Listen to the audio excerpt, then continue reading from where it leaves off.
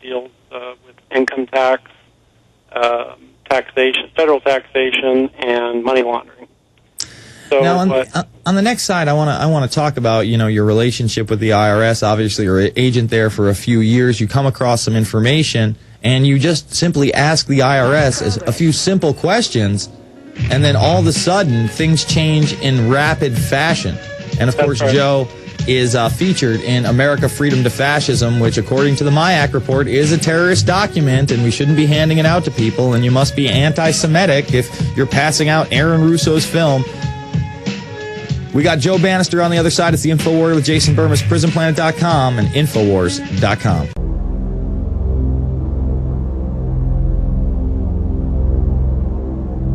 What happens if your own government is using more force and more coercion on its own citizens for the purpose of achieving its political ends? Is that government engaged in terrorism? American people expect us to protect them and protect their civil liberties. I'm going to do that. What is being sold to the American people today as Americanism, if you peel off the label, you find so much similarity to what we were fighting against when we were fighting communism and Nazism and fascism. The government's now putting a national ID card together. We will be carrying our papers, and they have recommended there be checkpoints throughout the country. Some type of physical proof, such as fingerprints or retinal prints, have to be on it.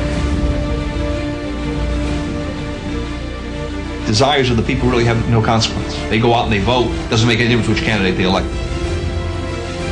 Mr. Curtis, are there programs that can be used to secretly fix elections? Yes. This is absolutely Orwellian. I mean, it's talking about Big Brother looking over your shoulder at absolutely everything you do. There is no constitutional basis for a tax on the wages of Americans living and working in the 50 states of the Union. Period. End of argument. If Americans just learned that the IRS was actually knowingly deceiving them, that would be enough for them to rise up and put a stop to it. You caught me unprepared. I'll come back. Well, I don't want to do that. There had to be a law, right? Where is the law? Show me the law. Why is the Supreme Court decision a silly argument? And I think we're finished. They think it's the law, and they have all the guns. It's an authoritarian approach. Now we can see a new world coming into view. A world in which there is the very real prospect of a new world order. The latest technology for identifying people when they make purchases is actually the implantable chip that you can actually embed directly into human flesh. Can a microscopic tag be implanted in a person's body to track his every movement? You will rule on that, mark my words. A chip in everybody would be the universal monetary system par excellence, because there'd be no escape from it. Americans have been taught to expect their salvation from government instead of recognizing government as the most dangerous threat they'll face in their lives. It is the greatest hoax ever perpetrated by government against the working men and women of America. It's organized crime. All you do is you call the Republicans the Genoveses, and you call the Democrats the Gambinos. All right, folks, we are back at the Infowarrior with Jason Bermas, and we're going to reconnect with Joe Bannister in just a moment. But, of course, that is the extremist and terrorist recruitment tool that DHS is so scared of, America Freedom to Fascism, one of those viral videos out there that is just excellent. And it's really in my top 10 of Patriot videos. Joe Bannister is great in it. I mean, again, this is a guy who went in, to try to do good in the world. He wanted to be an FBI agent. He becomes an IRS agent. You're an IRS agent, Joe, for a few years, and then what happens? Well, about 3 years, and I was listening to a talk radio show, a lady named DV Kidd, if you've ever heard or spoken to DV. She was making these claims about the federal income tax, that the vast majority of Americans were not required to pay it, at least when you went and looked at the actual laws that were passed by Congress. And so when I heard her say this, I thought that was wackiness, but she said it on a talk show hosted by a guy who was always pretty truthful. It'd be kind of like somebody listening to Alex or yourself for a while and saying, well, wow, these guys always come up with the truth time and time again. And then you say something new that they're not, never heard of before, and they think, well, how could this be? So anyway, I looked into what she said, and the thing is that because the tax laws are so complex, and I was working 50-hour work weeks at the IRS and, a soccer coach and all the duties of a father and husband, it took me about 2 years to really exhaustively look into these claims that DV Kid made about the income tax being a scam.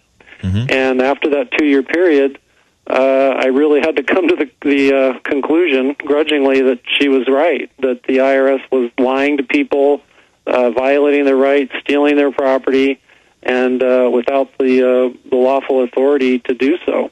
And so I had to think to myself, okay, what am I going to do now? And I knew that my parents didn't raise me to steal from people or to help others steal from people. And so I decided to confront my supervisors at the IRS and say, look, I've gone to bat for this agency and for the income tax. I've spent 2 years exhaustively researching this and validating these claims by these so-called tax protesters, and it looks to me like they're largely correct. So we need to do something about this. I took an oath to support and defend the Constitution, and I have a duty, both a legal and moral duty, to speak up about this and get some answers. And I said that if you can't give me any answers, I'm going to have to resign because I can't serve two masters. And their response to me was that they would not respond to any of my concerns, and they'd provide me with the paperwork necessary to tender my resignation. So immediately you question authority, and they ask for your resignation. Yeah, I mean, it took about 2 days for it to go up the chain of command and for it to come back down the chain of command to figure out, well, what are we going to do with this guy? And so I got called into my chief's office about 2 days after I submitted my report and my letter, and their answer was no answer. They sent me a little memo. It was about 2 paragraphs long, and it said you will be immediately placed on administrative leave and for a week, and we will not be responding to any of your questions.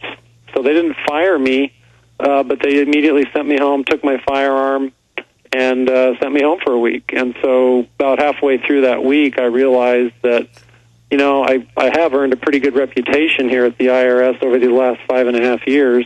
And if I stick around, they're going to destroy it. And if I have a destroyed reputation, I'm not going to be credible to anyone. So I decided the best course of action was to resign. And then on top of that, you basically don't go along with the IRS afterwards, and, you made national media. It's in America.